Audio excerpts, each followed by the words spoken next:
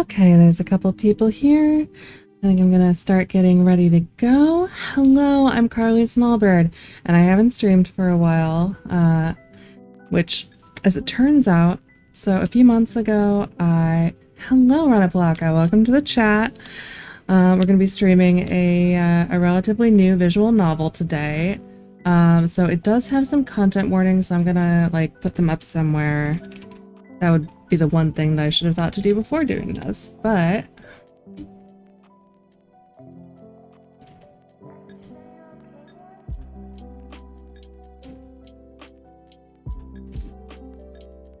it's not a, I don't get the impression that it's a hugely spicy meatball, but it is a little bit of a spicy meatball.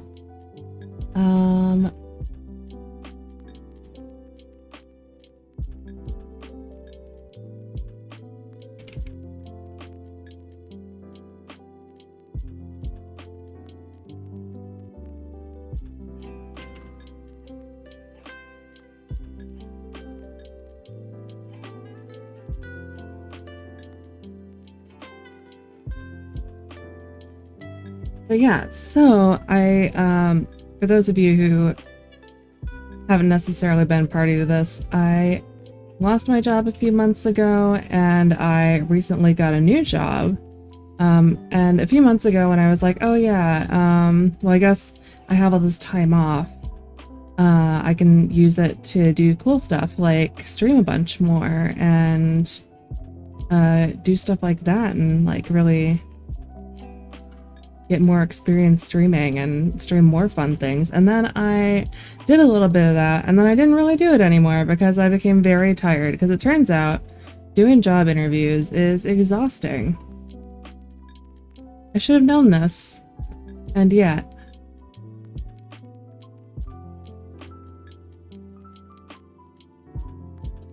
Okay, so that is, maybe it could be a little larger. I'm gonna say like a nice 36. Gonna put this down here with me. So there's this is a sort of mystery family drama visual novel. So there's some tension in there, and I'm excited to find out what it is.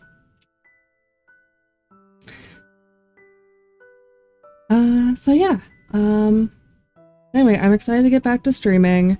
I'm also looking forward to maybe getting in on streaming some of the games for the Queer Games bundle that goes live in June.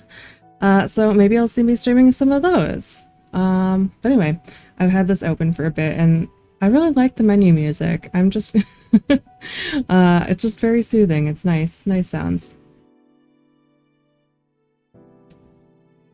Oh, but yeah, well, it's 6:06. Maybe I'm gonna start at like 6:10, give people a chance to trickle in or something like that. But yeah, I'm really excited about this since I heard about it on from my co-host account. Because there's a lot of indie game stuffs over there, so I have really enjoyed that aspect of co-host, honestly. The Froggy Minions are here. Excellent, excellent. Because there's a lot of good stuff that there's a lot of like good stuff that I see over there as far as like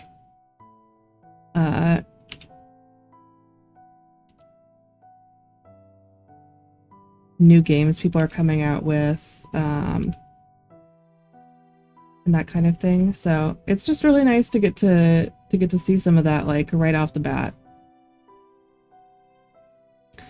So this is a visual novel by dmeow, who you can find on dmeow.itch.io, which has a bunch of other links to their other social network places.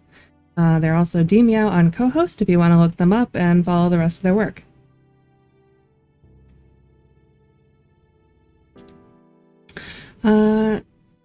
And yeah, okay, what else?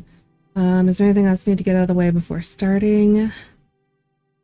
But yeah, I hope everyone's having a good Tuesday. I am on my second week of my new job, so It's kind of it's a little weird to get used to, like having something to do all day and then having my free time be in the evening rather than just being kind of like whatever schedule wise. But God, it's such a relief. It's a big relief to not have to be looking for a job anymore.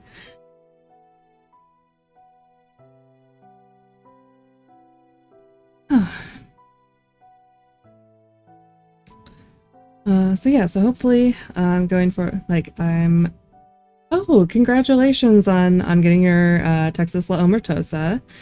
Big day for Arknights people. I hear it's also a big day for Final Fantasy people who are caught up, unlike me, who is still in Heaven's Word. I, meanwhile, in Arknight stuff, did not get either of the banner operators. Instead, I got Silver Ash. God fucking damn it, Silver Ash. But I figure I'll go off daily pulls and then start saving again because I am more feral for some of the operators coming up, like Inez, like Muselsi, and Holiak. Yeah, Final Fantasy 14 patch day. Yeah, I hear it's a big one. I hear there's a lot of stuff going on. So looking forward to hearing about that from literally everyone I know.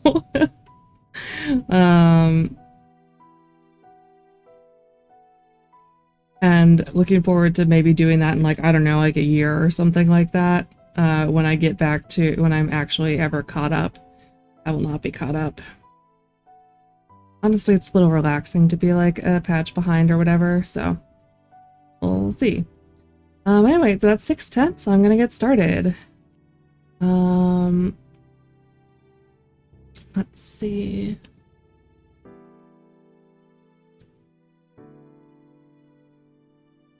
And I did get some helpful tips about where to save for save scumming. Because this is a branching route visual novel, so there's a bunch of different endings that you can get.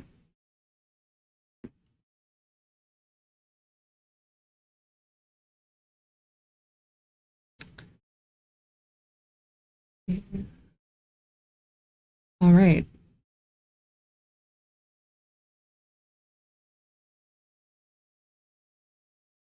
Setting the tone already.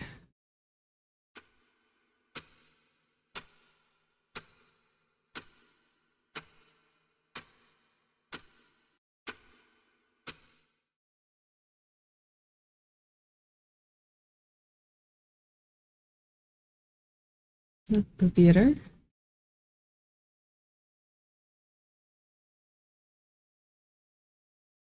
The woman found herself standing on a stage. Her eyes tried to adjust to the lights of the place. Confused, she wondered what was going on. What? She couldn't remember much, and for a moment she looked around trying to understand the situation. Until she looked at herself. What is this? Oh, and you'll notice this game has some really good accessibility features. Up in the top left, you'll see sound effect descriptions, which I think is really nice. Especially, like, I don't have necessarily hearing problems, but I do have auditory processing issues, so I'm the kind of person that leaves the subtitles on all the time, so I think that's a really neat one.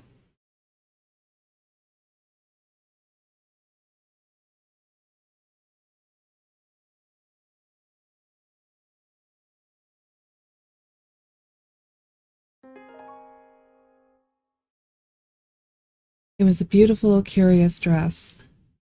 A pretty outfit, with a hint of playfulness around it. She had never worn this kind of clothes before, so seeing herself in such an outfit made her feel a bit ashamed. But there was something strange about this. Everything felt so strange.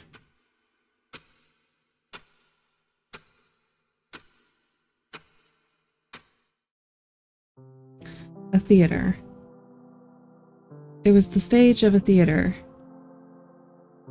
One big enough that she had trouble seeing where the room ended. It seemed to be an antique building from centuries ago, like the ones people hear in stories about haunted places. Wait, what? Suddenly, she recalled something unsettling. It was Tuesday, and Wynne had been working on a project the whole day.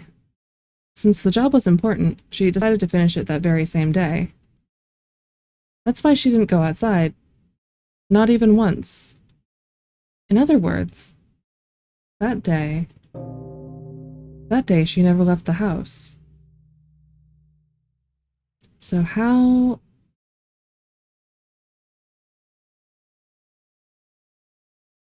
A theater, huh?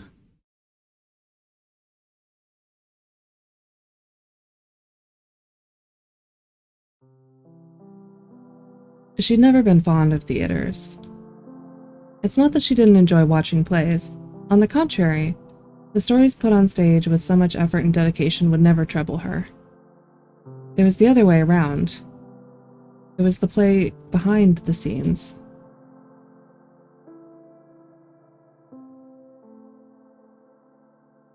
When you're a spectator, a mere curious visitor who enjoys art, there's no problem at all.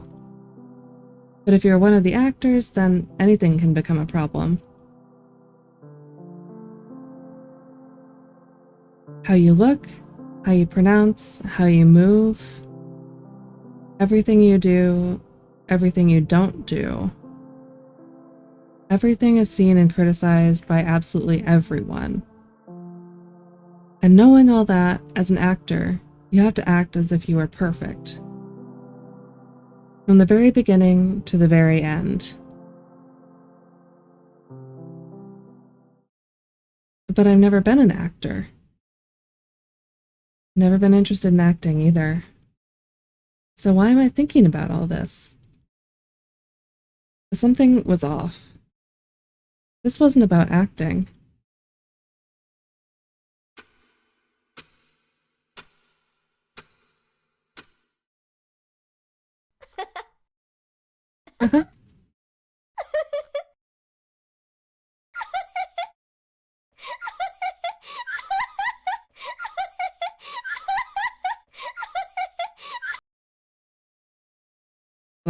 That's a little scary.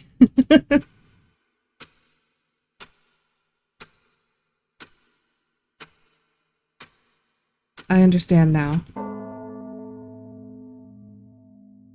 Let the show begin.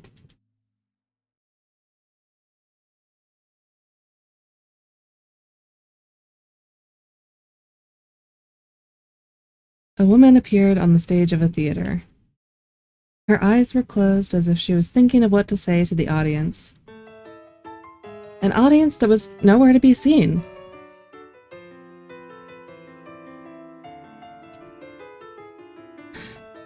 Welcome, dear audience.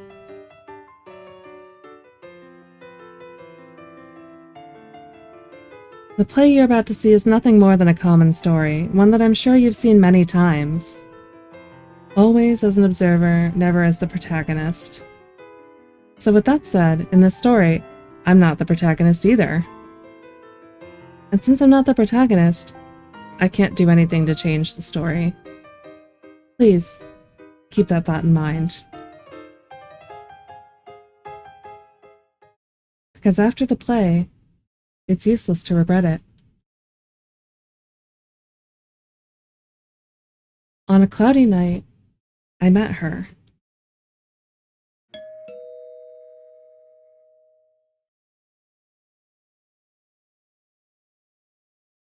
I heard the doorbell ring, so I went to see who it was. When the door opened, I wasn't expecting to see a complete stranger standing there, looking straight into my eyes. I was completely taken aback. Mom asked who it was, but I couldn't answer. I didn't know this woman, and I certainly didn't know the boy next to her either.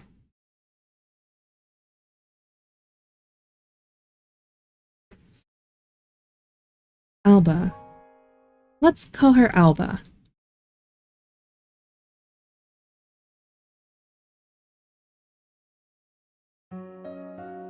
It was a dire situation.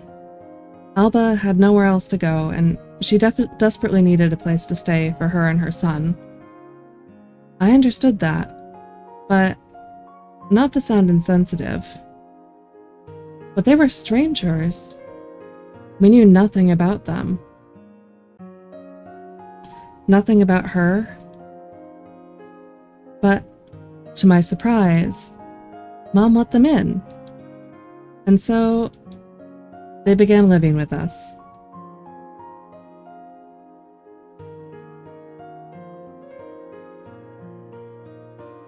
With that, Alba had found not only a place to live, but also someone who could look after her son while she tried to find a job. Speaking of her son,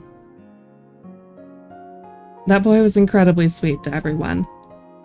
He was gentle and polite to elderly people, and was comfortable with kids younger than him. But he was also full of energy. Not surprising, since children his age want to explore and do everything by themselves. And Mom and Dad loved him like there was no tomorrow. Having a cheerful kid around the house really did make things more refreshing. At least, in part. Because the way Mom treated Alba was in no way pleasant to see.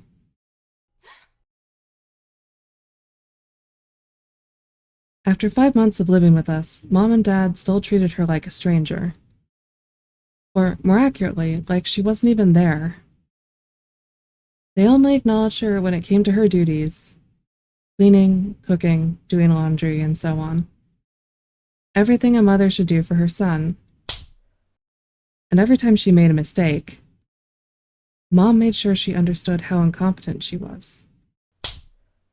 How incapable she was of raising a child by herself. And how shameful it was for a mother to need help raising her own son. A mother should be able to do everything on her own. And I wished I could simply ignore it all.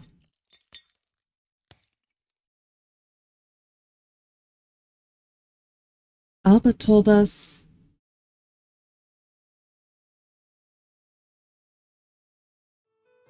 that she and her son had been living in a small house all this time. The first few years, when N was still a baby, were the most difficult.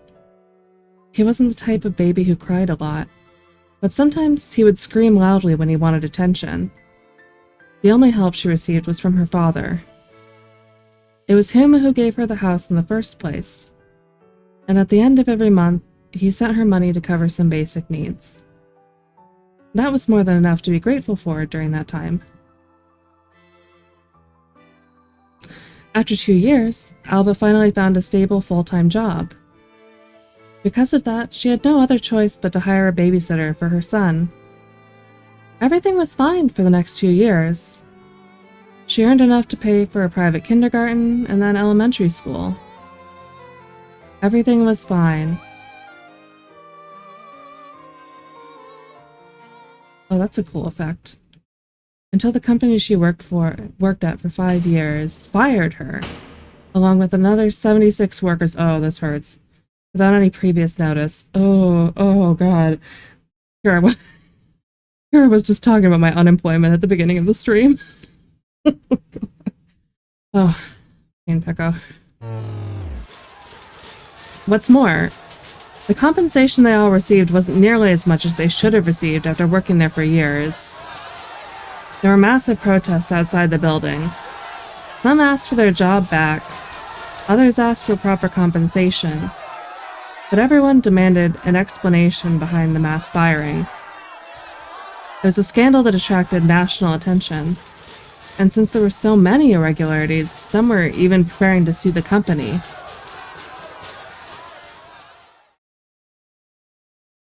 What did you choose?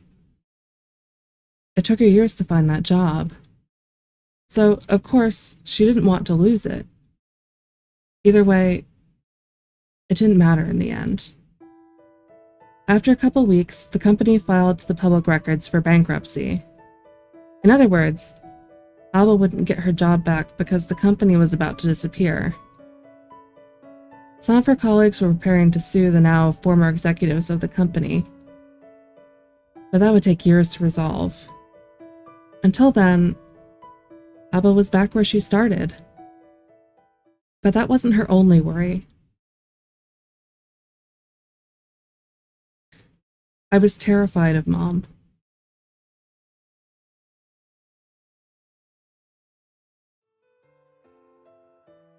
I'm still a bit terrified of her, to be honest. When I was a kid, she used to yell at me for every mistake I made. For every detail I couldn't understand right away.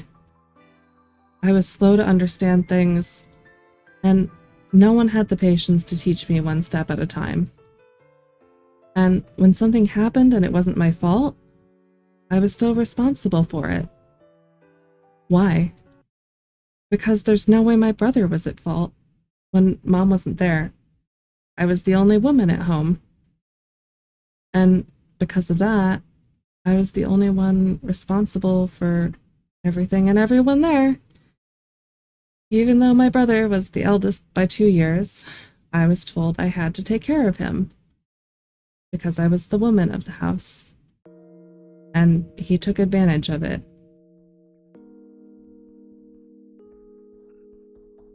He knew that no matter what, he wouldn't get in any trouble. All the blame and punishment would be put on me. There was no use in defending myself. Mom believed only his words and nothing else. Why are you bothering your brother anyways? You're always acting like you didn't do anything first, Win. You always make a big deal out of everything. You just love playing the victim, don't you? He was never responsible for anything. It seems like the worst way to learn how to deal with responsibilities. Don't you think? I know what you may be thinking, but let me assure you, he never went beyond that line. But he used to get angry at me for any reason. Or maybe there was no reason in the first place. No matter what I did, he treated me as if he couldn't stand to look at me. Back then, I used to think that he was angry at the mere fact that I existed. Years later, he left the house. Nobody knew it then, but that would be the last time we'd ever see him.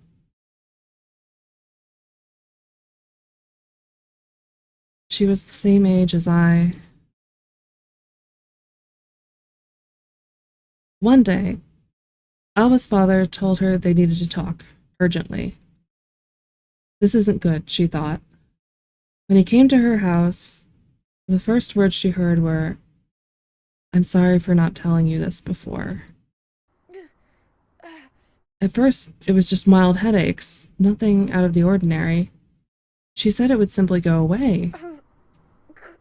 But after a couple weeks, the headaches only became worse. Her arms and legs were beginning to hurt, too. Another week passed, and she finally realized she needed help. And soon, she couldn't move by herself anymore.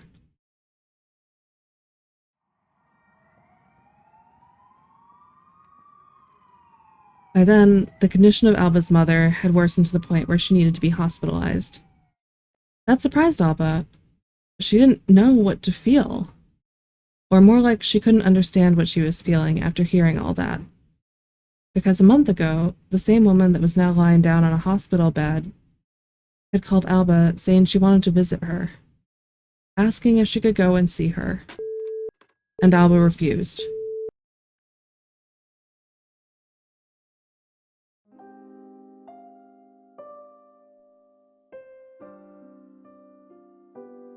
Months later, Alba realized the money she had saved all those years was running out. Soon, it wouldn't be enough to pay the bills. Her father couldn't help her anymore. The last time they talked, he said he had to mortgage their house to pay the hospital fees. The only way to earn some income, she thought, would be to rent or sell the house. But then, where would she and her son live?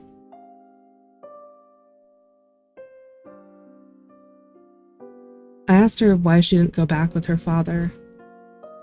The mortgage was still active, but until the debt was fully paid, they could all live in the house together.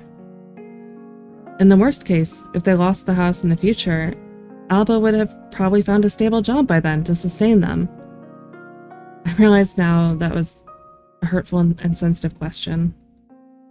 She didn't answer for a couple of seconds, and then, with a sad smile, she said, because I still had hope.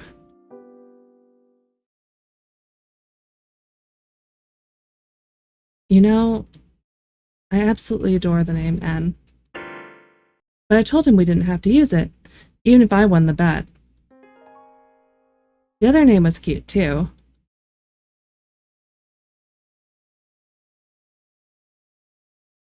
Before that day, she was a complete stranger to me.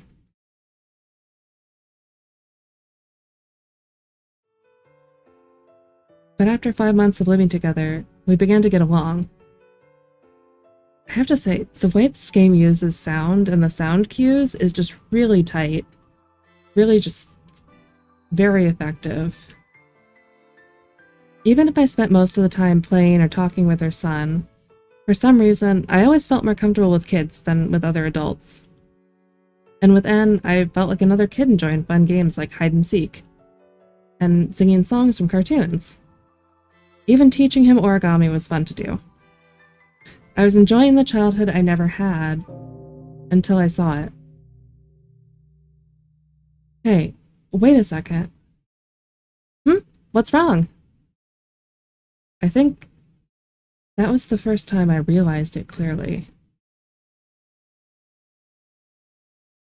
What's that on your leg? When you're a child asking for help, an adult should be there to support you. But there'll be a time when you look around and realize there's no one else to ask for help. Only a child asking for your help. That's when you realize you're not a child anymore. That day, I realized that I was the adult who was supposed to help that child.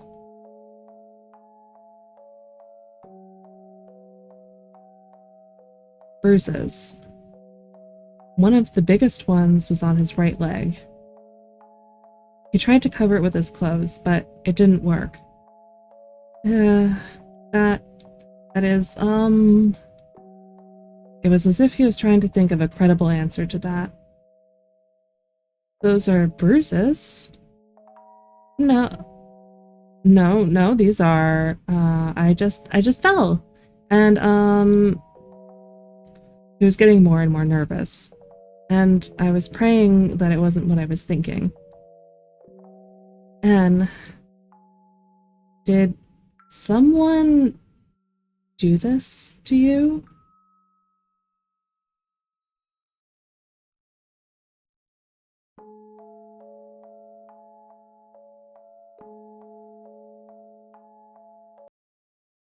Please don't tell my mom. Please don't tell my mom. At that moment, I didn't realize, but that phrase shocked me more than I thought.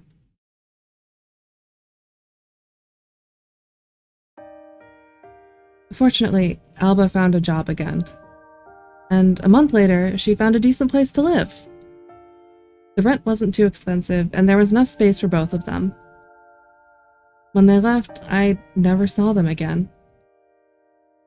I don't know what happened to Alba. I don't know what happened to N. But I no longer have to see Mom treat Alba badly in front of everyone. I no longer have to see N cry in my arms, asking me why his mother treated him like that. I no longer worry if N will appear with another bruise the next day. I no longer worry if N is growing up with fear in his heart like I did. I no longer worry if someone should do something about it. I'm finally at peace. The end.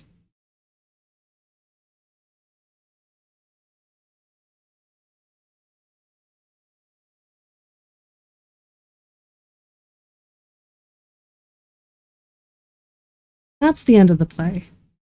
Did you enjoy it, dear audience?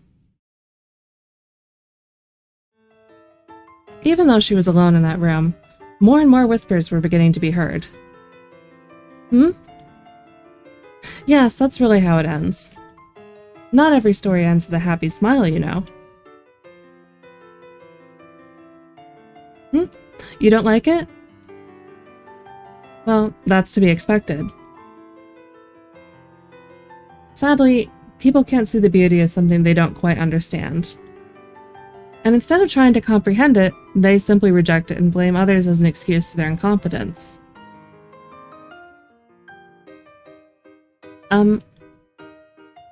I shouldn't be ungrateful to my audience. Well, I hope you understand that critiques don't work only one way. You see, when you review a work and give it a critique, the author is also reviewing your comments, thinking about what kind of spectator you are. Meaning, just as you critique my work, I also review your words. Seems fair, don't you think?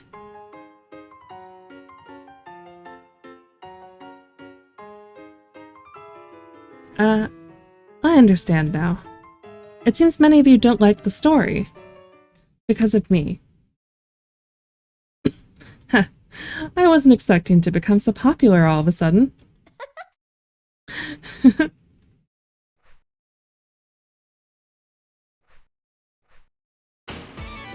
Then by all means, criticize until you're satisfied. Criticize the story. Criticize the characters. Criticize the author. Criticize every word, every letter of the story. Oh, maybe that won't satisfy you enough? Maybe you'll write about it on your blog or something stupid like that?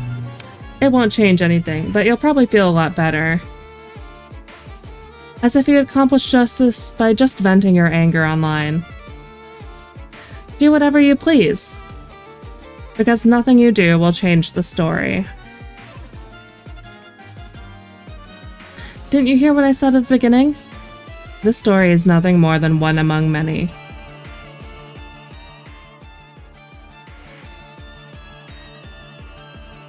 A pitiful but common story. One that I'm sure you've seen with your own eyes. And yet, here you are, complaining about it. You whine and whine, saying I could have helped them, saying I could have said something, saying I could have saved them. If you were in my place at that time, you would have done exactly the same thing. I'm not the only one who's seen something like this. This is just another pitiful story.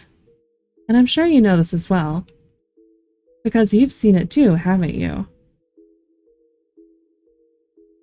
You've seen it. You've been there.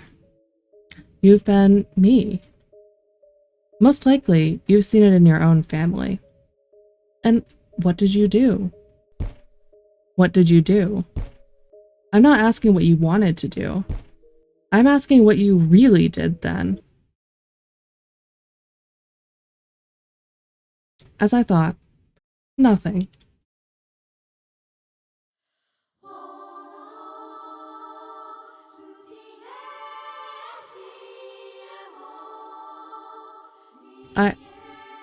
I can't.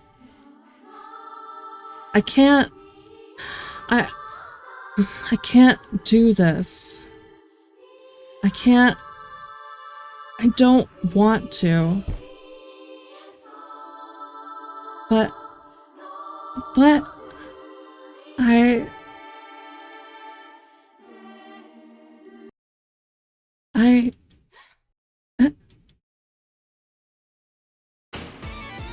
it seems we have a volunteer. How brave of you. My, you're just a kid. That's even more incredible. Come on, tell us everything. Tell us what you did, oh brave warrior. Well, it happened when I lived with my mom. Back then, there was a woman who was our neighbor. I didn't really know her, but, well, my family's lived so cramped that in that place, anything that happening in one house could be heard by everyone else. One day, I heard a scream. A fearful, frightening scream. It wasn't the first time I'd heard bites coming from other houses, but this one was definitely the worst. She kept screaming over and over again, begging someone to stop. It only took me a moment to realize that it was her boyfriend beating her up. Poor lady. But fortunately for her, you were there. You went and saved her, right? Well... Come on, tell us what you did. We're all expecting you to prove me wrong. Well, I was frightened something horrible may happen to that woman, so I called the police. And they did come, but after a couple hours, they all simply left without doing anything to that guy. I couldn't believe it. They just left her alone with him again. After that, I heard him blaming her for it. They just left her alone. He started it, but he still blamed her. So the police didn't help at all. Boo-hoo, what a surprise. But that's not the end of the story, right? You are the brave hero who saved her, aren't you? I went to my room and what happened next? I wanted to do something. Anything to help her.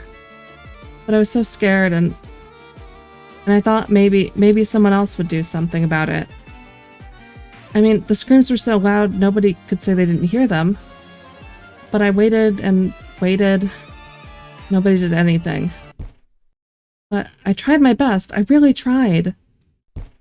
I really wanted to help that woman.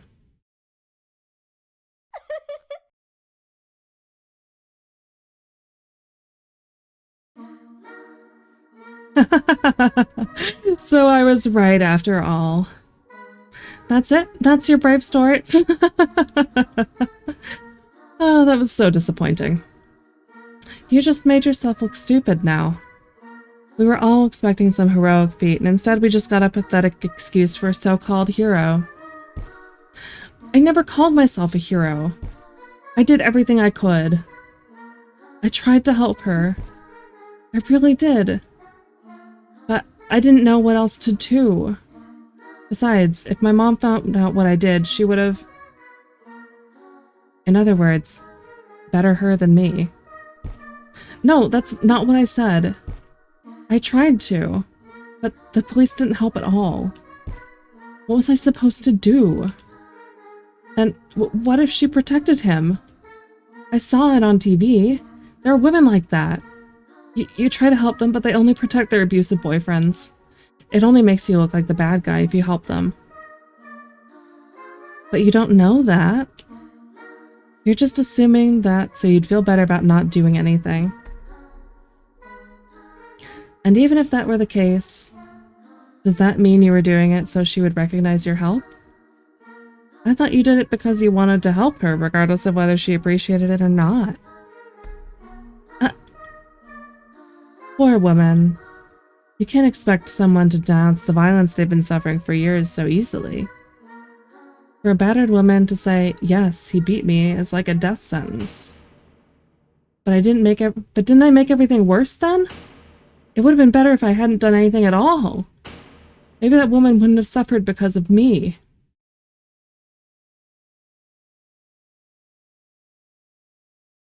I understand. She was suffering before you called, and she suffered after you called. So, nothing you could have done would have saved her. Is that correct? In other words, what you're saying is this. That woman had no chance at salvation. That woman could not have been saved.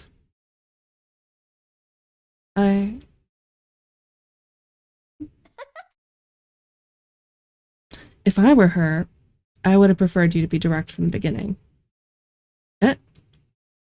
You're basically telling her you deserve it. No. Or to be more exact, you don't deserve to be saved. No. So you're way crueler than me. See, my dear audience, the difference between you and me is that at least you can't call me a coward. Because at least I admit that I didn't do anything. Unlike people who try to justify why they didn't. There's no excuse. There's no excuse for me either. At least I'm brave enough to admit it instead of trying to find pitiful excuses like all of you. Go ahead, criticize me all you want. It doesn't matter. That's how the play ends. And neither you nor I can do anything about it. Because none of us are the protagonists of this story.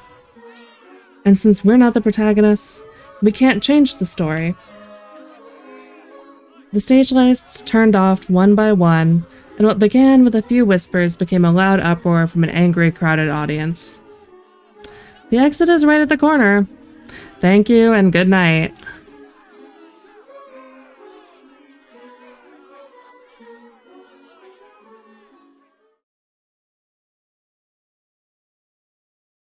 Hey, let me ask you a question.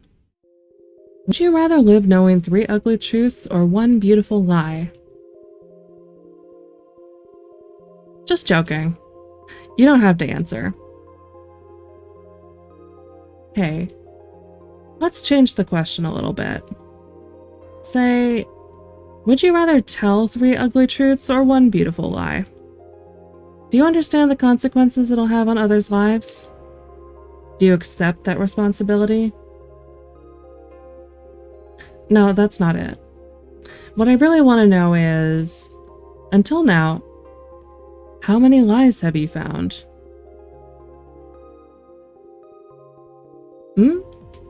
I hope you understand that there are some lies hidden throughout this story. I'm surprised you haven't noticed it yet. Every author has their own bias. Every author likes to tell their own version of the story. That is something everyone should know.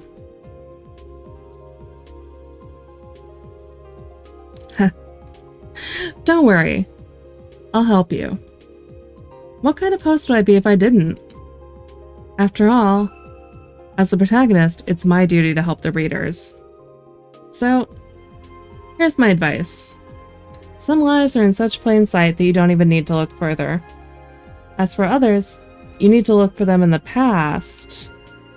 Because sometimes, there's a cat in the box actually means there's a rat in the trap. One thing though, there are also hints in the past, but they aren't always easy to understand. Sometimes you have to figure it out yourself. I mean, where's the fun in telling you everything? I just like playing with you. You may want to read the story again, or not. Your choice.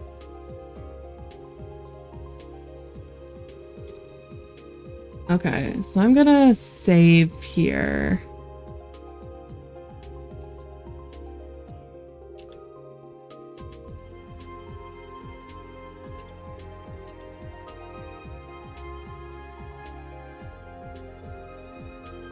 Okay, hang on.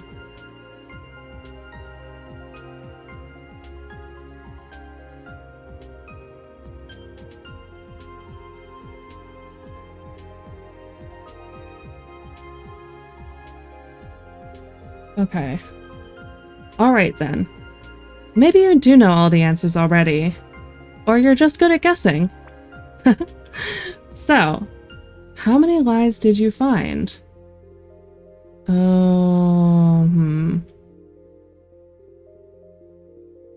Oh, this is a good question. Okay. I do love this unreliable narrator shit.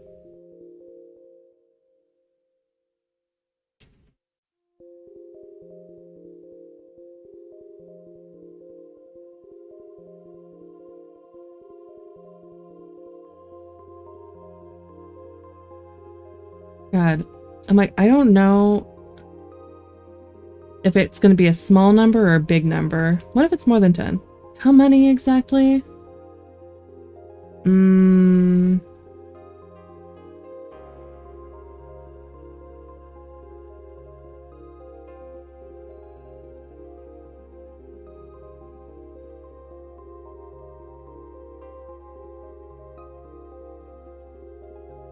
Congratulations. This is the correct answer. Good job. Just joking. You failed. But you're so close. Oh.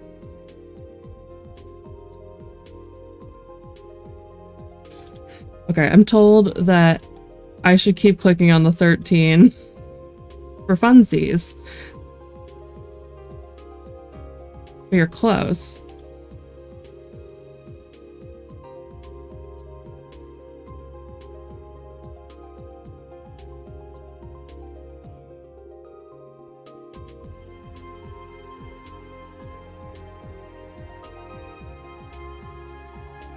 You're close, you're close. Ooh,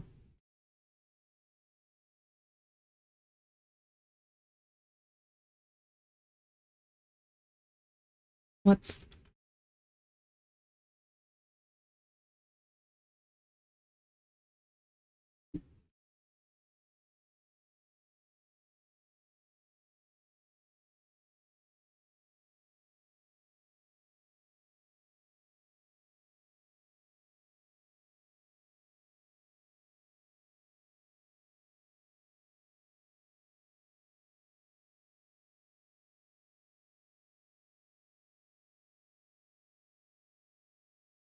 Okay.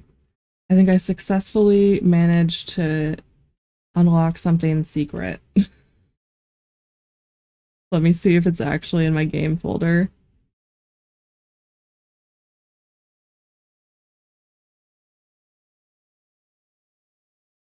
Where is my game folder? I don't actually know.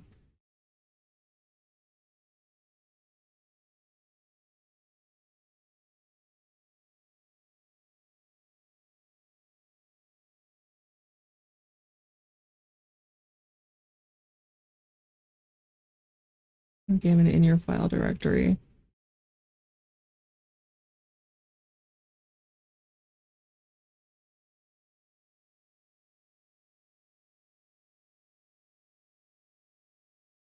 Well, we'll find out later.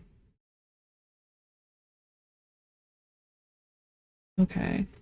And then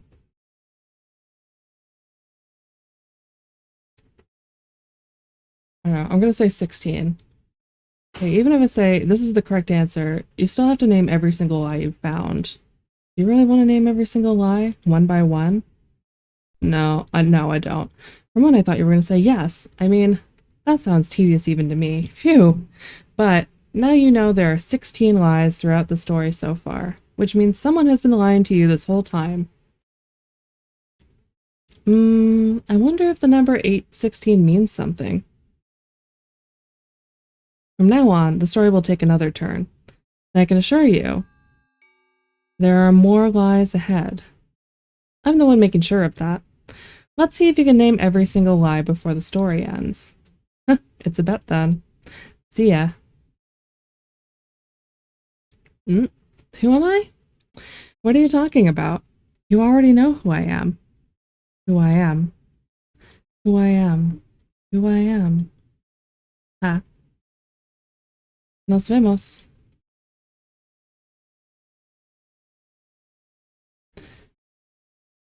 Okay. So now...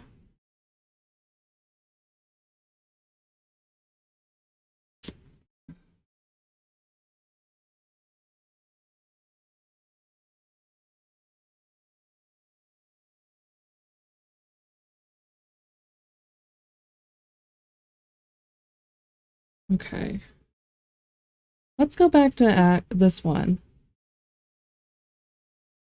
First it was a dream, then it was not, but in one single moment, it all became worse. Here I am in front of the audience, here I am in front of my family, here I am in front of her, and here I am in front of myself, but the mirror says, please look away. Wait. He is like a god to me. I am like a god to them. But he is not a god, but I will. What? At first there were words, then there were dreams, but in one single moment, both were the same to me. Okay. Fascinating. A stranger?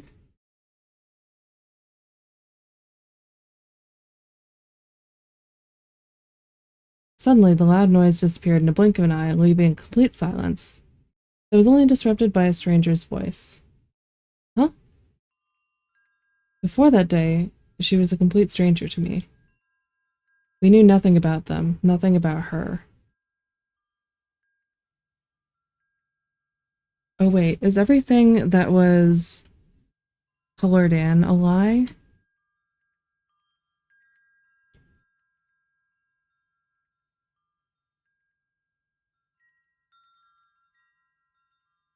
A complete stranger?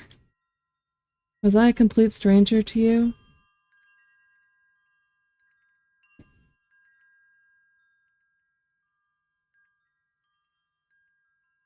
Tell me, was that the first time you saw me? You weren't expecting to see me after all those years. None of you did. That makes sense, because if so, why would they take her in if they didn't know her at all? I imagine you were so surprised when I called your name there at your door. And since you're not saying anything, I'll do the talking for you. That wasn't the first time we met.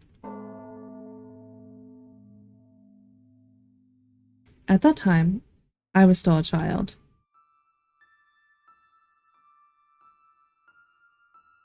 At only 17, I was definitely not ready to have a child myself. For 6 months, I did my best to hide it from my parents, but it became more difficult with every week that passed. Soon, I couldn't lie anymore, so I had to tell them I was pregnant. Mom was furious with me. She didn't know I was seeing someone in the first place, so the news hit her like a bucket of cold water. She reacted in the worst way possible, and kicked me out of the house. No matter how many times I desperately begged Mom to let me back in, she never did. You have no idea how frightened I was then. The whole world was falling apart under my feet, and I didn't know what to do. For a moment, my mind couldn't even understand what was going on. I was falling quickly into despair, and I didn't even realize. But then I remembered. This child wasn't only mine. It was his, too. That's why I went to your house. Ooh.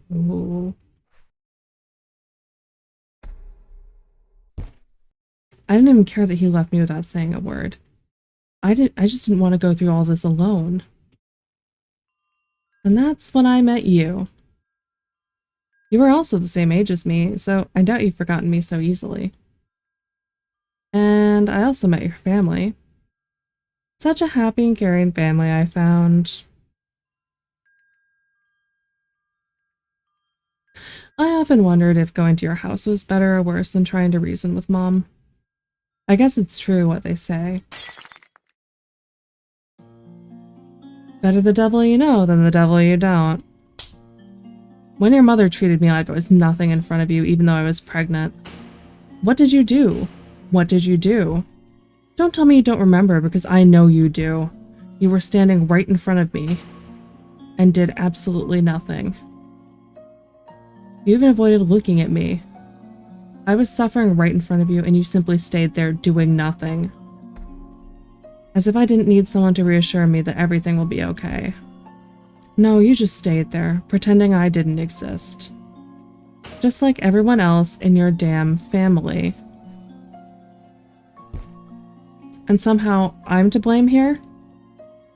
Somehow you want to help now? Now? Where were you 7 years ago? Where were you when I was asking someone to help me? Oh, but now you want to help. Now you say I'm the bad mother. Me? Me? I was the one who did everything to keep that boy alive. I was the one who fed him, dressed him, took care of him for 7 years. Don't make me laugh. What did you do during those 7 years that makes you so much more important than me? You think you could have raised him better than I did? You think you could have done my job better than me? Is that it? That boy. Why can't you just simply stay quiet as I told you? Why can't you just sit without crying about everything? Why don't you let Mom do her job? Do you think all of this comes for free? Why can't you just simply stay quiet and not bother me? Why can't you just do what I tell you? If only you'd been a girl. Girls are quiet. Girls are obedient. Girls do as you tell them. Girls never bother you. Why couldn't you have been a girl? What? You know, when I was a little girl, I helped with everything my mom wanted. If she said jump, I jumped. If she said stand up, I stood up. If she said be quiet before I break that stupid face of yours, I got quiet.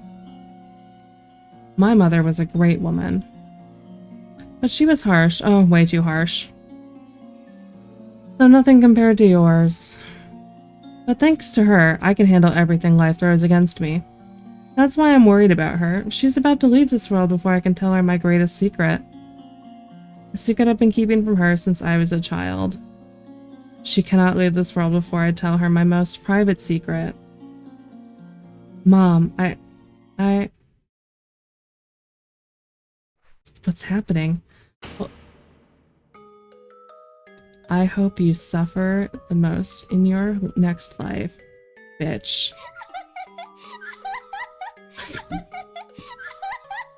You see, I really didn't want to become a mother in the first place. When I found out I was pregnant, I wanted nothing else but to make it disappear. But when I thought about what he told me, I thought that maybe it wasn't that bad. After all, I loved him and he loved me. He promised me he'd take care of me through the good and the bad. He promised that we'd build a new home together. How naive, how foolish, how pathetic. The moment he knew I was pregnant, he ran away to his parents and refused to talk to me. He wasn't prepared at all to leave his family and build a new one. He was still a kid who needed mom and dad around to take care of him. Oh, and your mother sure loved making him feel like the victim. Of course, her precious child would never ever do something behind her back. Oh, it's her brother. Okay, I see. It had to be me. I had to be lying. I had to be the one making everything up because there's no way he could be lying to her. I don't know why your mother accepted me that day, but I really, really wished she would just simply shut the door in my face. It was a never-ending nightmare. That's why I had no other choice. Wow. I had to run away from that hell. Good lord. Okay. I see everyone's having mental health. One day, I saw it on TV. Even though it was long ago, I can still remember it vividly.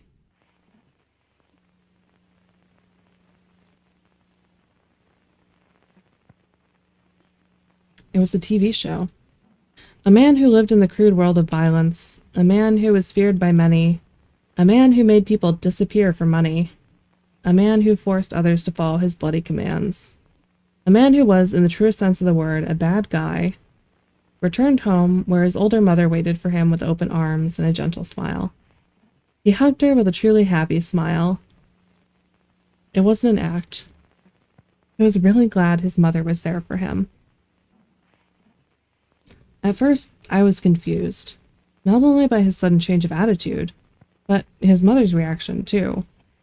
Maybe she didn't know anything about his job? But I was wrong. Not only did she know all about it, but she also worried about him every time he had work to do. She even gave him a blessing and said, "Take care, my dear." Even though she knew her son was someone who hurt others, she still loved him. She still received him with open arms, despite everything. A mother loves her child despite everything, I heard someone say. We, as mothers, love our children unconditionally, even if they're capable of doing terrible things. Even if they don't recognize our hardships and our efforts to protect them. Even if they treat us with the most utter disrespect. We love and will always love them no matter what.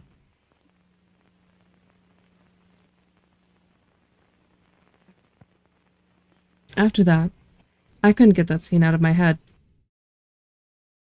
I couldn't get those words out of my mind. And I couldn't sleep. And I couldn't sleep. And I couldn't sleep. And I couldn't sleep. I couldn't help but to imagine how life would be with a mother like her. Would she welcome me with hugs and smiles too, despite everything? Even if I broke something? Even if I acted like a spoiled child? Even if I told her I didn't want to do something? Even if I cried? Even if I don't deserve her love? Even if I don't deserve her?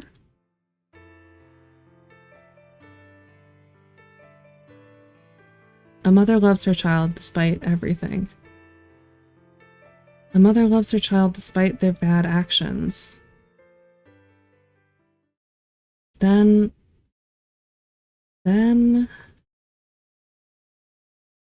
Could it be? Could it be the other way around? A mother hates her child despite their good actions?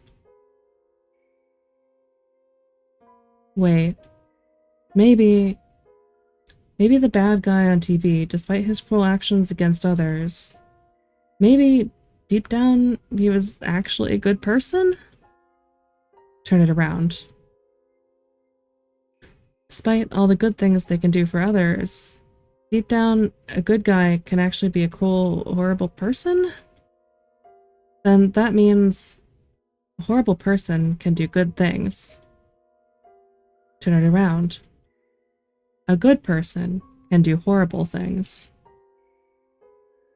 But I thought if someone does bad things, wouldn't that mean they can't be a good person? Turn it around. If someone does good things, then they can't be a bad person, right? I don't understand. I mean, if you always see someone as a good Samaritan, as a saint, you can't imagine them doing bad things. Turn it around. If you always see someone as a horrible person, as a monster, you can't imagine them doing good things. That's why, when they do it, it's difficult to believe. It's difficult to understand. It's difficult to accept. Wait, does that mean someone can be a saint and still do horrible things? Turn it around.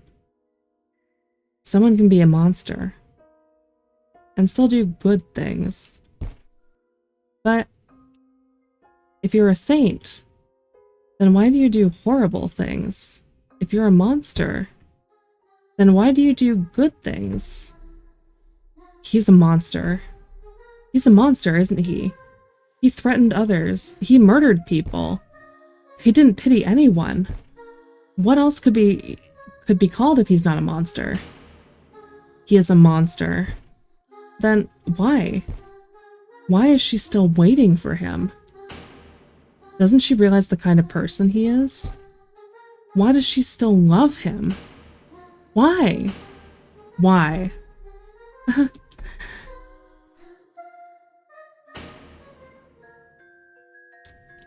You both have pit my son against me. Is this what you wanted from the beginning, May? After everything I've done for you. I took you with me when I could have just left you anywhere and I lived my own life, but I didn't. I stayed with you. I raised you. I took care of you. Everything you have now is because of me. You should stay with your mother, through the good and the bad. You should be here with me, helping me and not them. What have you done? What have they done for you these 7 years, eh? I was the only person with you, not them. Why are you doing this to me? Why are you not here with me? Do you hate me that much? Do you want me to die? Is that it? Don't tell him that. He doesn't want that. But don't you see? You're simply out of your mind. Calm down. You don't want me to be your mother? You want to live without a mother that much? Then fine, I don't care. I don't care anymore. Live without a mother then. Oof. Because from the very beginning, I didn't want to be one anyways.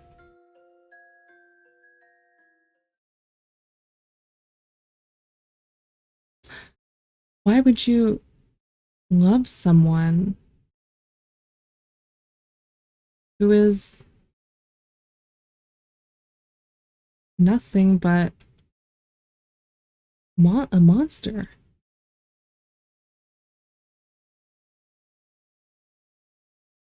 I think I'm starting to put a picture together, and I'm upset. You can love someone even if they're a bad person.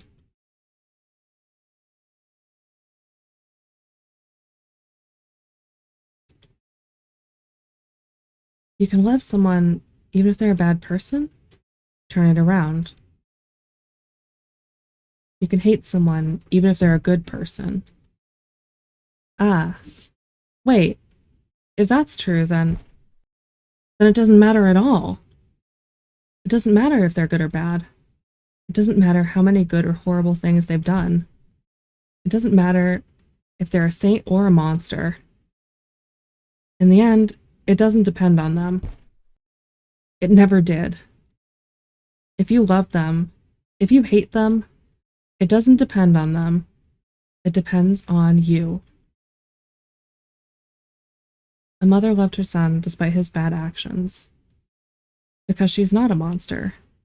A mother hated her son despite his good actions, because she's not a saint. She's just like you and me.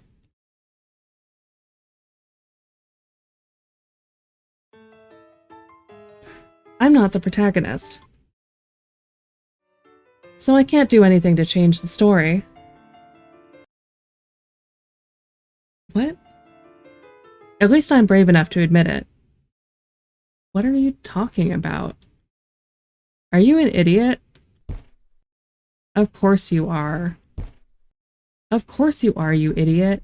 Stupid. Pathetic. Coward. Why are you even alive? Coward. Coward. You're always running away. I'm always running away. I'm always running away. I'm such an idiot.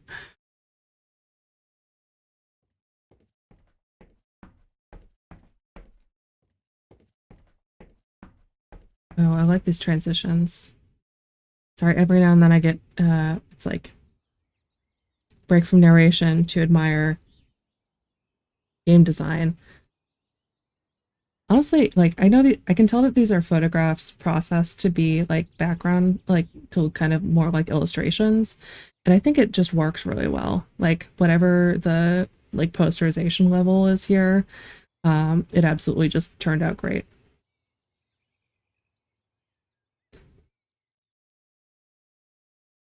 When you're a child asking for help, an adult should be there to support you. But no one did when I needed it. No one helped me. No one saved me.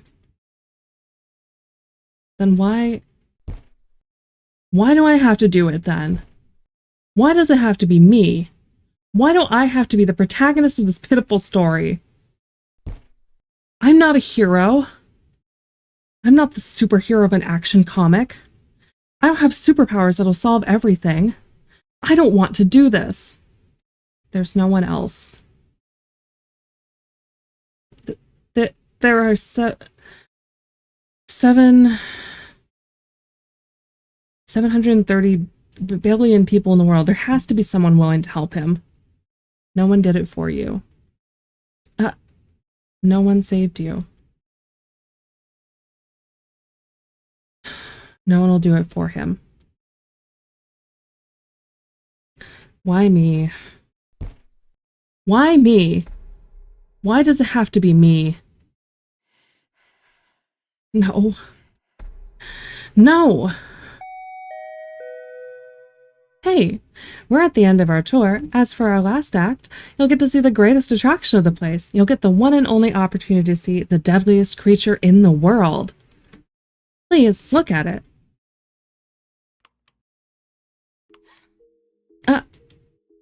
No. No, no. Stop.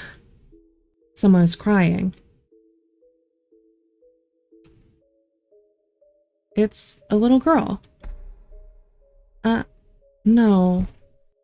Please, no. Don't make me do this. She's crying. No! What will you do? Okay, comfort her or kill her, and I only seem to be able to click on kill her. I'm gonna quick save.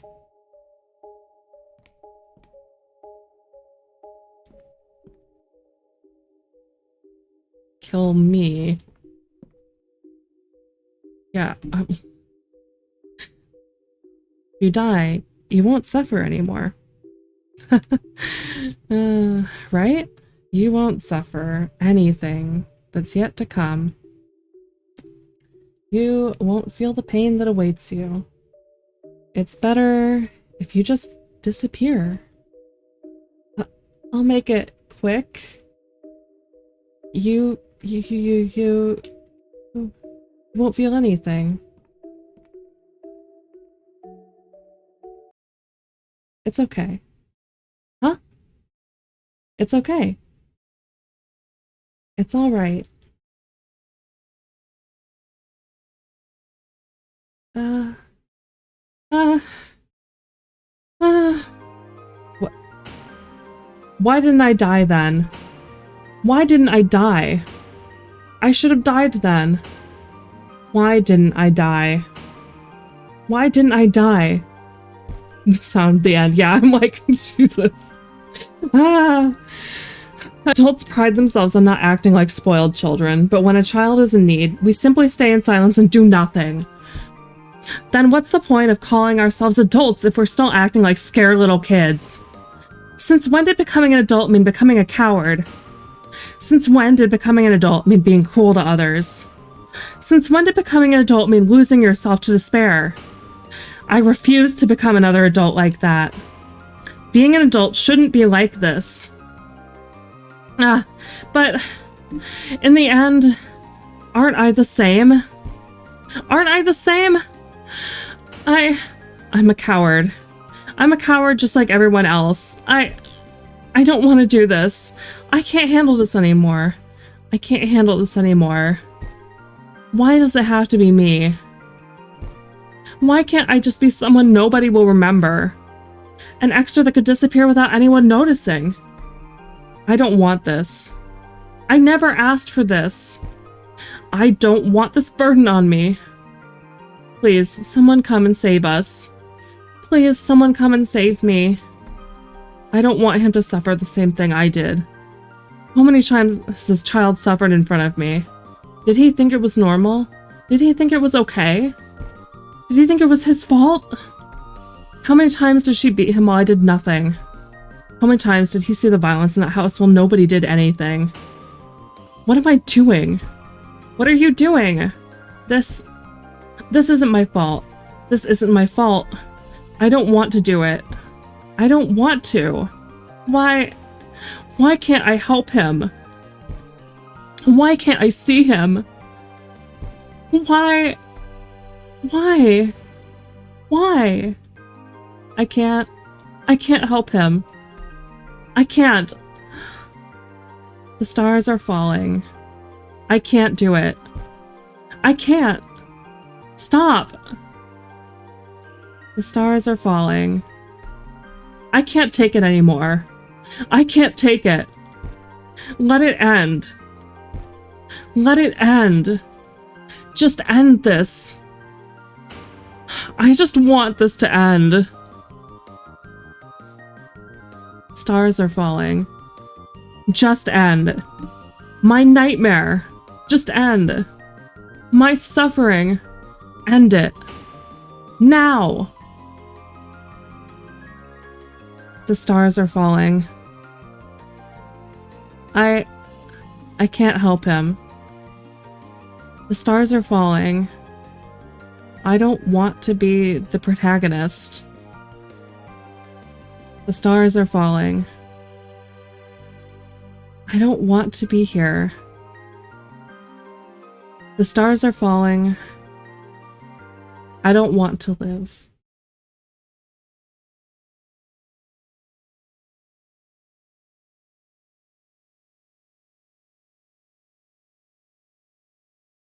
Hey, is this okay? Do you feel at peace now? But I'm still here. And? May, you're the only adult I trust. But now, I'm all alone.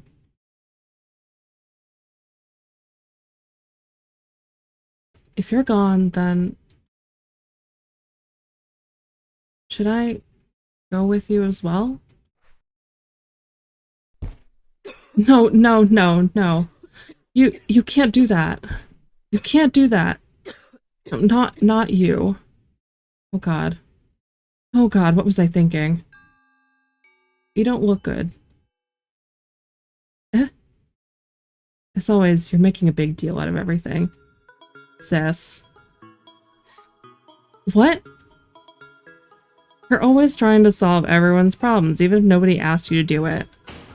What are you even doing here? I don't know what you're complaining about. Mom beat you? Get real. When you were just a baby who couldn't even walk, who do you think took all the hits when she came back from work, huh? I bet you don't even remember that. When Mom was busy trying to keep us alive, I had to take care of you until you were 5. And to this day, I still haven't heard a thank you from you. She beat you, and? So what? Geez, you're always exaggerating things. Just like with that kid. Why do you care so much about that kid, sis? Even worse, a kid that had it all from the day he was born. When I was his age, Mom had to work day and night just to keep a roof above us. And yet, he's had it all from the beginning, like it was nothing. So tell me again, sis. What the fuck are you complaining about? Hey, sis. Aren't you being a selfish little bitch?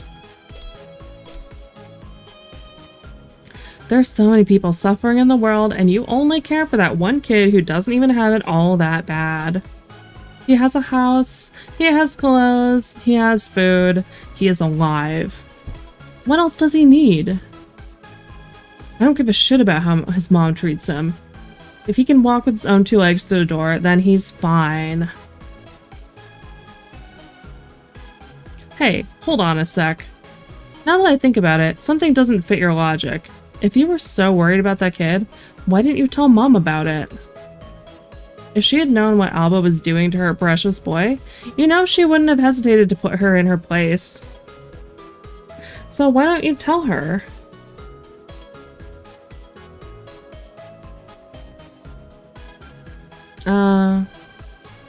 Could it be? Were you protecting her? Were you protecting a violent mother who beats her son whenever she's angry or frustrated?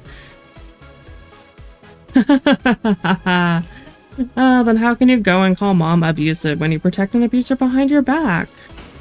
You damn hypocrite.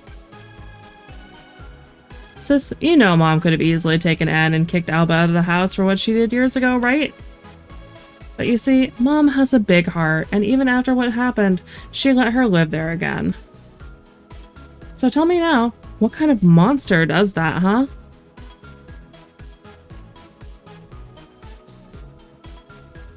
To be honest, when she ran away back then, I felt so relieved. I heard Mom planning a whole damn wedding just because of the damn kid. When I found out she ran away, it felt like a blessing to me.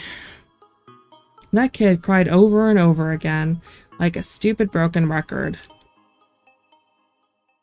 How can a mother let her baby cry all the time? If you aren't going to take care of your own baby, why have it then? The damn bitch. He's unpleasant. What a character. You weren't here when Alba came back this time, so Mom does know where you are. Yeah, I never lost contact with her. Or more like, she never lost contact with me. She's always keeping tabs on me, and I don't mind. Mom sends me money whenever I need it, so I'm good. Oh, what would I do without my dear, dear Mom? Anne has grown up so much since the last time he was here. You really don't want to see him? Are you dumb? Why would I want to meet that kid? Mom says it's her grandson, but I call bullshit. I'm not buying anything that Alba says. I bet she was cheating on me while we were together, but his lover left her pregnant. And now she's all boo-hoo, I'm a single mother because I couldn't keep from opening my legs like a whore. Wow, really unpleasant. But Mom loves that kid like a pet or something, so it sucks. What can I do about it? Why don't you women just pick a stupid dog off the streets and be happy with it? You're all so emotional, even Mom. Look, I have my own problems to deal with. If you want to make a big deal out of something that's not even your responsibility, then go ahead. I don't care. But don't drag me into stupid things like this. Okay, so my red string board. What is the truth? What is going on?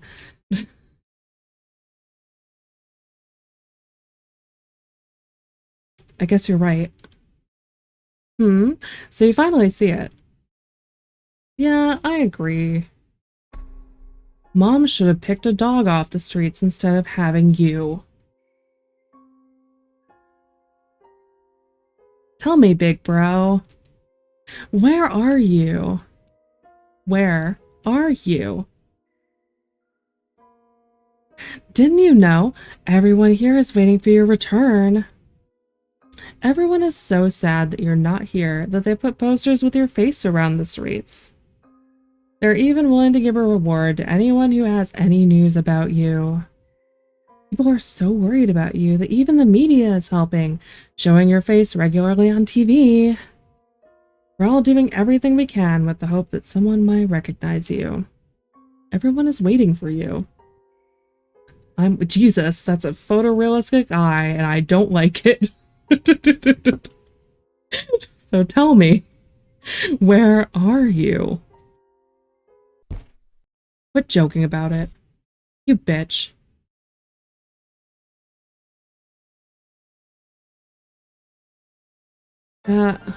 Alright, let's be honest then, big bro.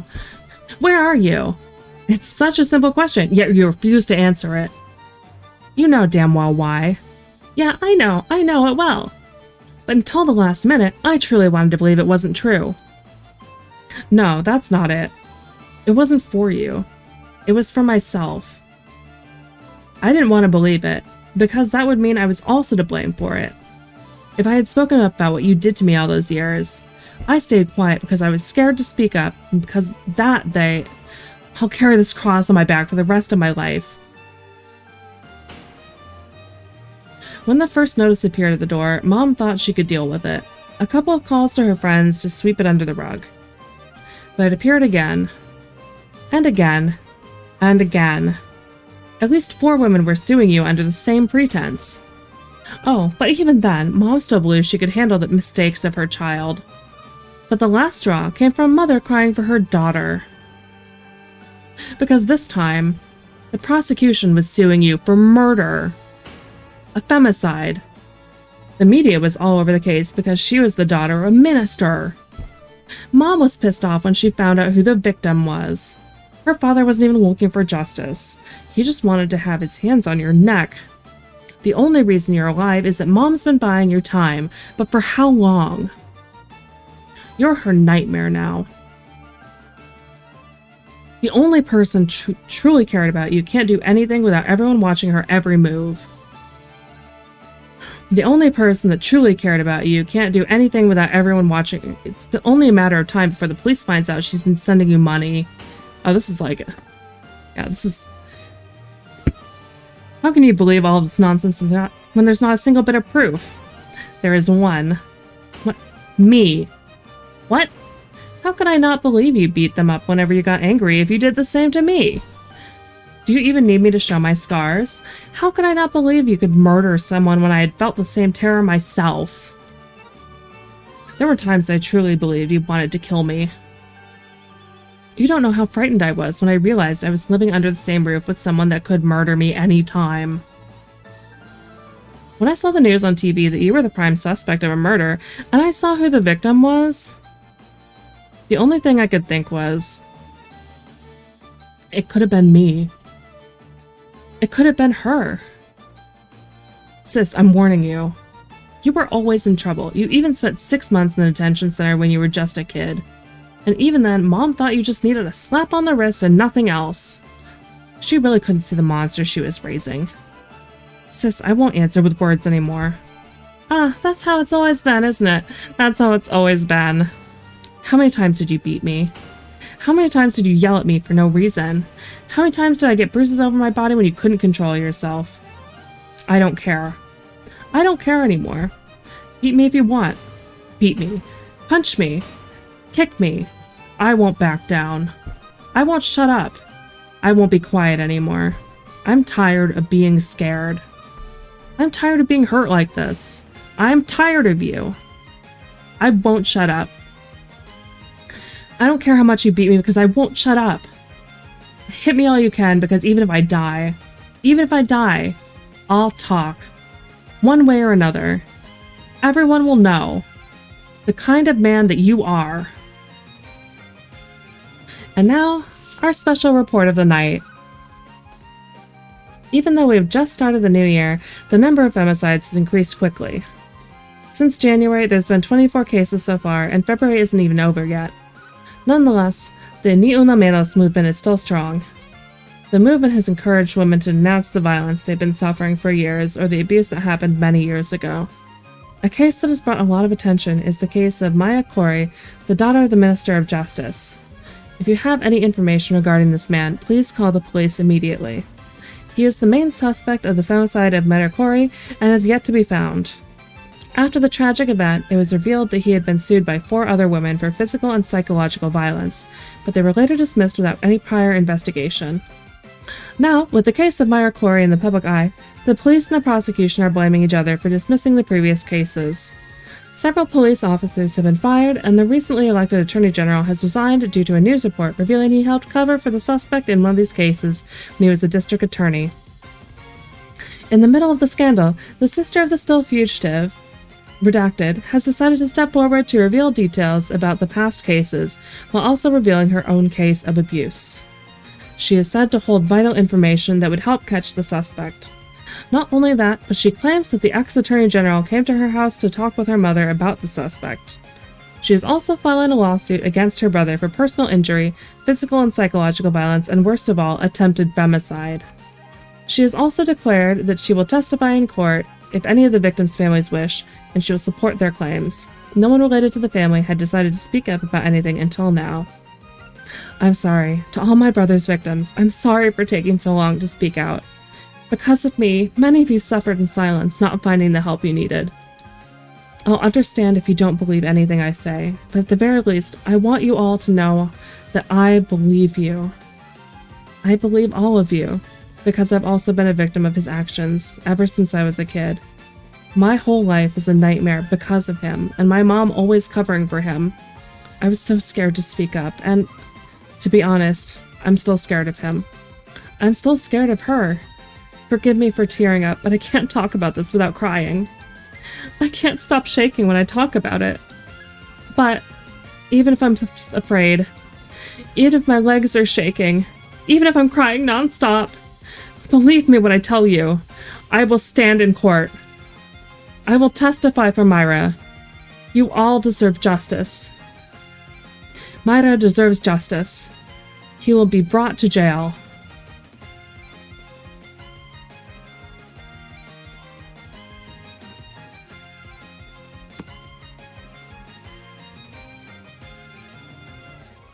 It hurts me to know that we'll never have a brother-sister relationship, but I just want to tell you, thank you. You'll never see each other again.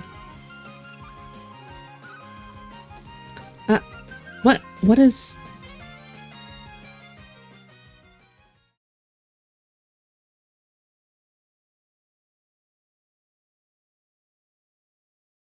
Before I begin, there's something you need to know.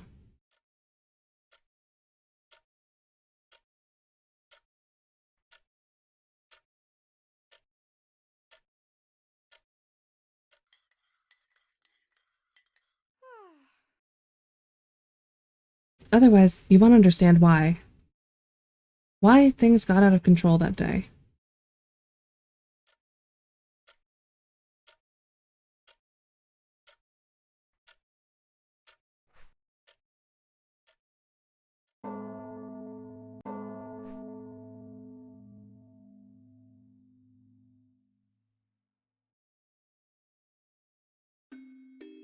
When I was 7 years old, Mom came with a man who she said was our dad. She told us that after a long journey traveling around the world, he had finally come back to stay with us. I thought it was all weird. Suddenly, a stranger appears and demands to be called Dad? Why did he travel for such a long time? Why had he never called us before? He didn't even look a bit similar to any of us. But I couldn't be sure he wasn't our dad. Maybe we were too little to remember how he looked. Maybe he had a job that made him travel all the time. Maybe he had been so busy that he couldn't make long-distance calls.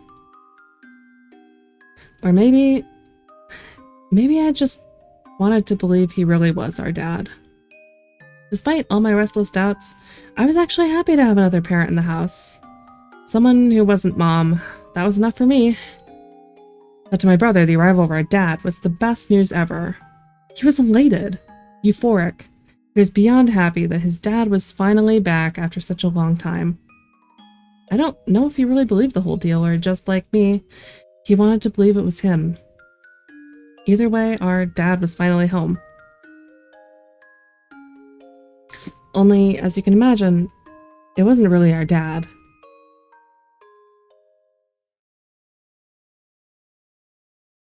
On a cloudy night, I met her.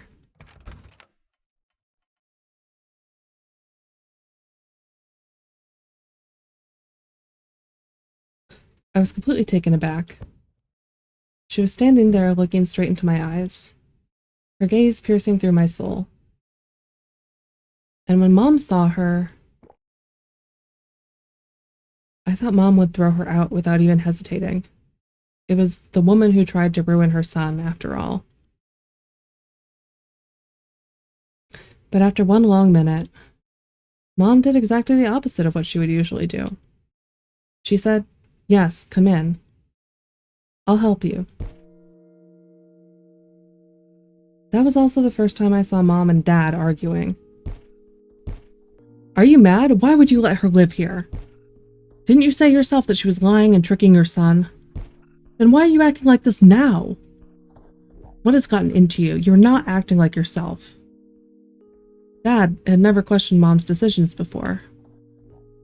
He never said anything when Mom screamed at me or hit me, or when my brother did it. But that day, he let his true self talk. And he was right. Mom wasn't acting like herself that day. When I think about it now, I believe she wanted an heir. Soon, she wouldn't be able to move freely and would need someone to fulfill her demands in the way she wanted. Someone who could make the correct decisions about her properties and assets. Someone she could teach from an early age what to do with her inheritance. Someone like... In any case, it was obvious she didn't trust any of us, neither me nor my brother, to satisfy that request.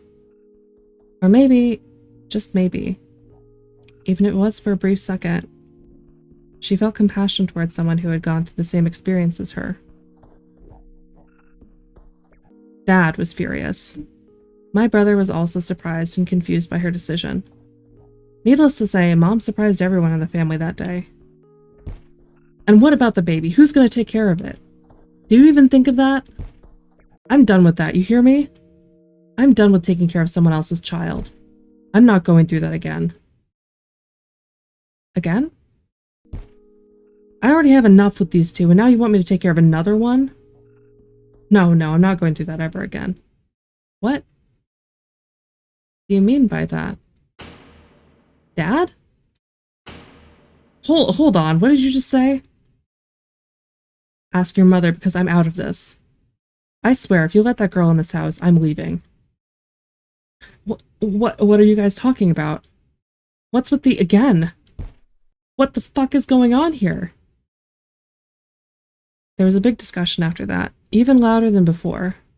There was nothing I could say that would make the situation better. Mom refused to explain anything, and my brother was getting impatient with every second that passed.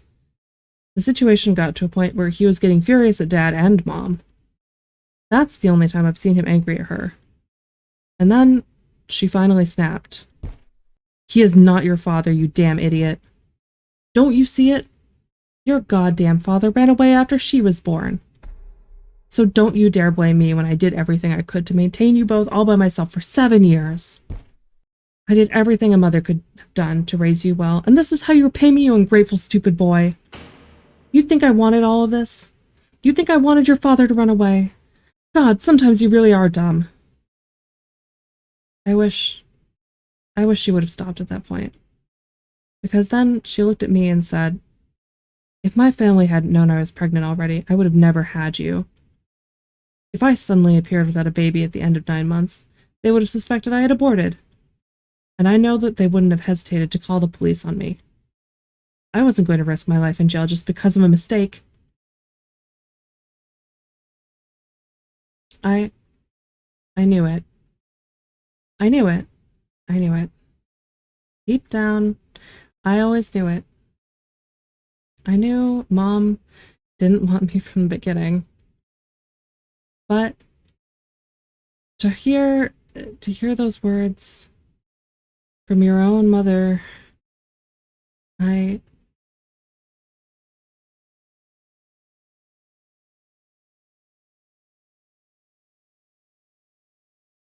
Myra, Myra, Myra, Myra, Myra, Myra. I've been looking for you since hours ago. Where have you been? En? I'm sorry. I couldn't protect you. I'm not a strong person. I don't deserve your kindness. A coward like me, even though you were just a kid, I left you all alone. I'm just like them. Adults who do nothing. Just like they did with me.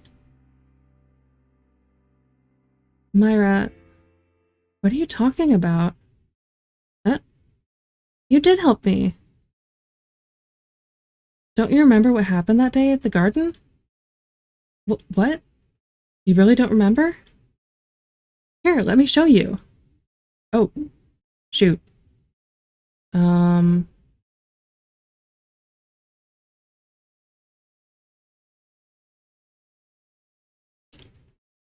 Heck. Oh dear. Oh no. Okay, well, I'm gonna save the traceback file because I think it seems like... Oh no, I was just gonna find out how she helped. Okay, well, in that case, I think I might be prematurely having to stop for now. I'm gonna roll back and I'm gonna save so that I can... Okay, so it happens consistently. I can message the developer because I'm pretty sure this is the kind of thing that's pretty easy to fix. But this may mean that I need to continue this on another day. But I'm a programmer. I love debugging things. I spent all day fixing tests, so what's another one?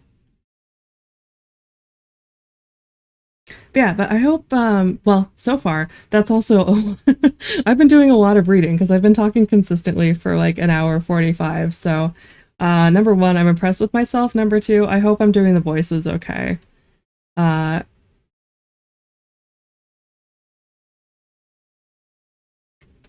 this has really been, well, I hesitate to say like fun specifically because it's the kind of fun where it's like, oh, oof, ouch.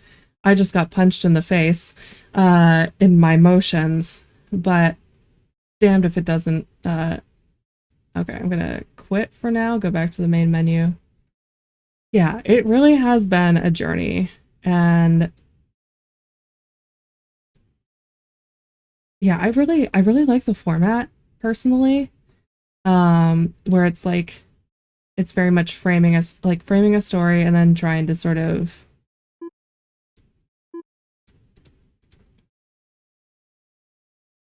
going back and looking at it from different angles.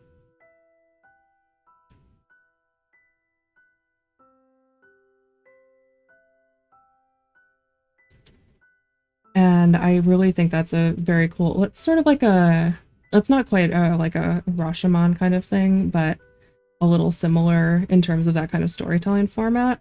And the use of sound is just so effective, and makes everything way more visceral than it would be just with like no audio. Both with the, oh, yeah, okay. I can click ignore for now. Okay, good. I quick saved so I can get back to there.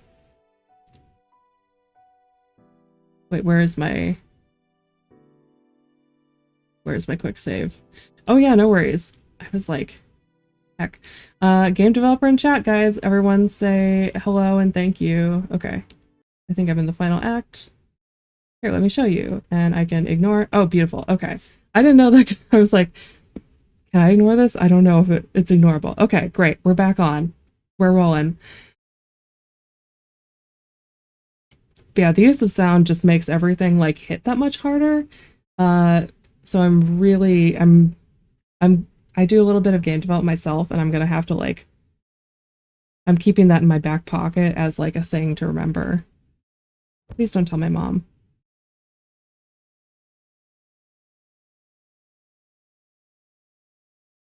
Listen to me, Anne. It's not your fault. It's never your fault. What your mother does is not right. Whether she's sad, angry, or frustrated, there's still no excuse to hurt you. I think I did something wrong. No, listen to me. Beating you so hard it leaves bruises on your body is not right. Beating you whenever she's angry is not right. Beating you whenever she likes it is not right. She's not teaching you a lesson. She's just venting at you. It's not your fault. It's never your fault. I don't care how many times I have to say it. It's not your fault. You're not responsible for how she feels. That's her responsibility, not yours. You are not responsible for her. She is responsible for you. And no matter what happens, no matter what you do, I'll always love you. I love you. I love you. If you want to cry, it's okay. If you want to yell, it's okay. If you want to scream and act like a spoiled child, it's okay. You're a kid. I don't expect you to act like an adult. I want you to live your life as the kid you are. And until then, even when you become an adult, I'll be here for you. I love you. No matter what happens, I love you. It's okay. It's okay to cry. It's not your fault. It's never your fault. And remember, no matter what, I'll always, always love you. It's because I always wanted someone to tell me that when I was a kid. I always wanted someone to tell me those words, but nobody did. I always wanted someone to tell me that they loved me no matter what. It wasn't my fault that being myself was enough. I didn't want you to feel like me. I understand. You were the same as me. You were just a victim trying to help another victim. This shouldn't happen. A police officer, a prosecutor, parents, family. Suddenly, all the people who should have helped and protected us never did. In fact, they were the ones who hurt us so much. That's why you did it yourself. You did something not even I could have imagined doing.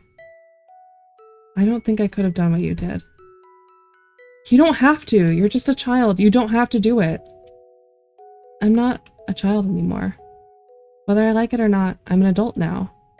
But I don't want to be like the adults who never helped me when I needed it.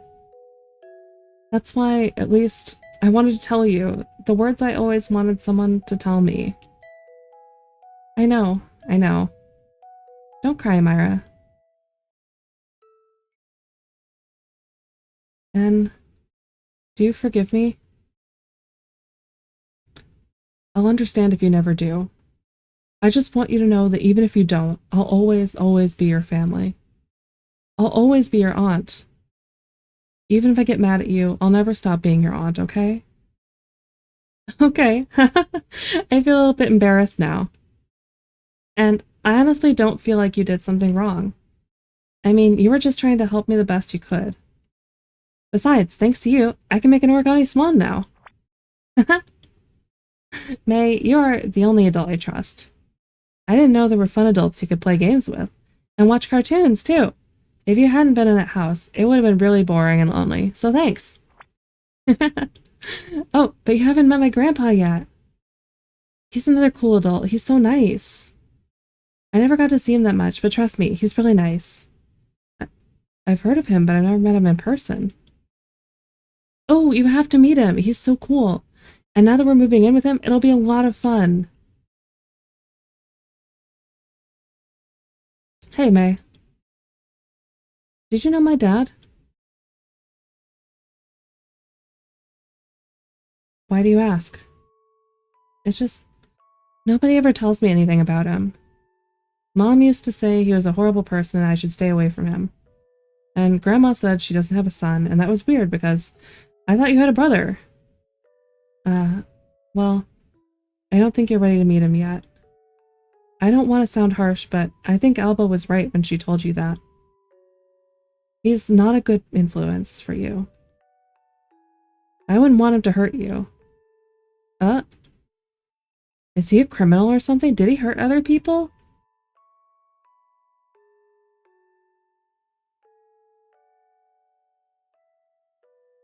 Oh, okay. I'm scared to ask what he did now. It's better if I don't tell you now. When you grow up, I'll tell you everything, I promise. You will? Yeah, I promise. Okay, it's a promise then. And I wouldn't want you to hate your mother, but I won't force you to love her either. It's your own choice, and neither option is bad or wrong. I know. If you still love her despite everything, that's okay. But if you can't do it, that's also okay. Do anything that feels good to you. Don't feel obligated to forgive her and love her like nothing ever happened, because that would only hurt you. Forgiveness is something we do for ourselves, not for others. In the end, it depends on you and no one else. Now, we have to say goodbye. Eh?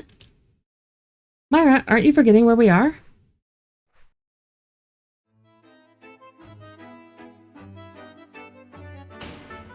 We're in a theater. The show is about to end and we have to finish the play.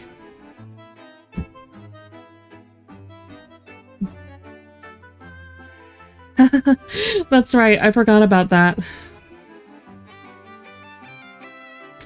The end.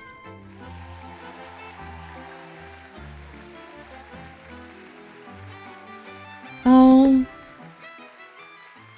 Oh, I'm in a glass case of emotion. I care them. Hey, long time no see. So, did you find them? All 16 lies? God, I'm not sure if I found all 16 lies. I should have written them down. Okay, let's see. So she had seen Alba before she showed up at her door. I don't know if she, like, none of them, I think some of them did see her brother again, so I think that was also a lie. Oh god, 16? Congratulations, good job. I'm gonna say yes. No, really. I'm really happy for you, not being sarcastic now. There's still a lot of mysteries besides the 16 lies, but technically, those aren't lies. If I tell you I have an apple, you can say that's a lie or truth based on what you see and believe. You can say it's actually an orange. You can say it's actually 2 apples. You can say I actually hold no apples in my hand. You can even say that it's not a fruit, but the logo of a certain company. You'll figure it out with the information you have at hand. It's the same here. You'll figure it out with the clues we leave behind. Otherwise, it wouldn't even be a mystery game. But if I suddenly said, the lie here is that when I said apple, I was talking about the planet Apple I imagined just minutes ago, you would feel cheated, wouldn't you? Let's say the lies here are a fair game between you and me. Because, to be honest, there's no way you can know if they're true or not without any hints outside the story. There's only one person who can. And believe it or not, I'm cheering for her.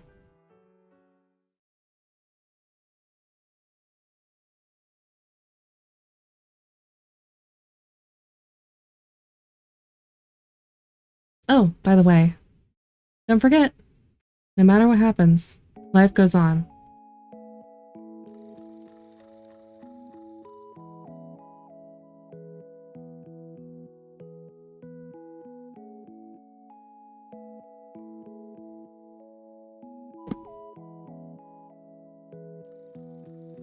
Yeah, let's clap some hands for devs in the chat.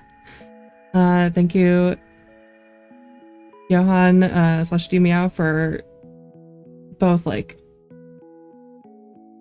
asking around for people to stream this, and also just for writing this, because this was a fantastic time.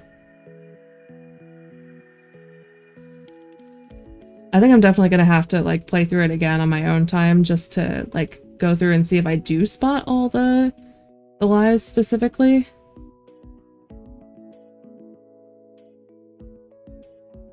Yeah, I too am gonna have to like lie down. I've had an emotion.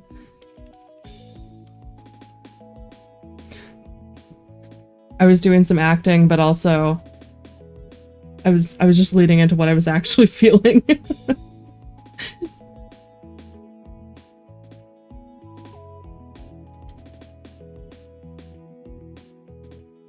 Oh, I care them. The good children.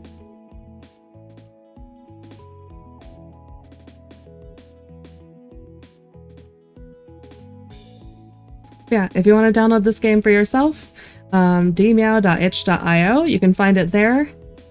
And once again, you can also find the game's developer on co-host with the same username.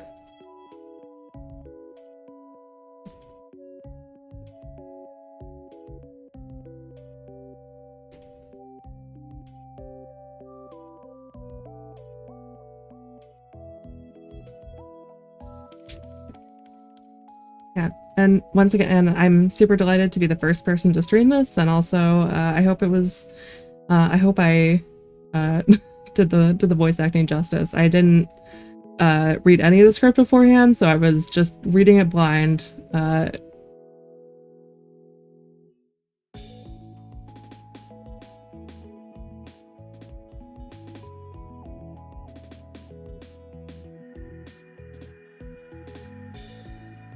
Also, I gotta look up some of this image transitions from the Lemosoft forums again, because I'm working on the programming part for a friend's visual novel project, and I'm gonna have to crib some notes.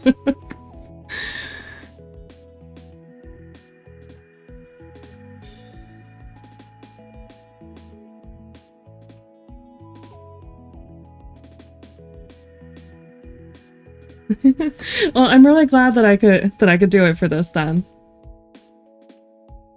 When I opened the game up, I was like, oh, well, you know, I might as well. I could try it. I could give it a try. And it was a lot of fun. Yeah, and thank you for everyone who tuned in today. Oh, and now there's a picture. Now there's, oh, I die.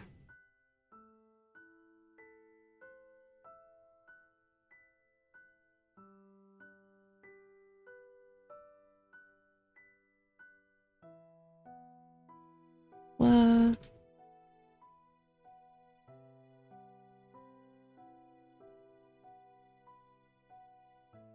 Like, you know, just so I can show people some of the stuff here. There's a lot of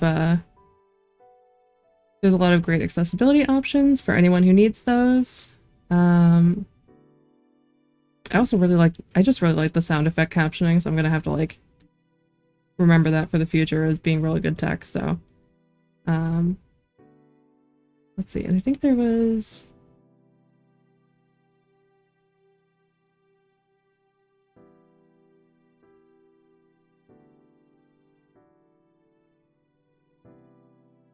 and I think apparently there is a, how do I get back?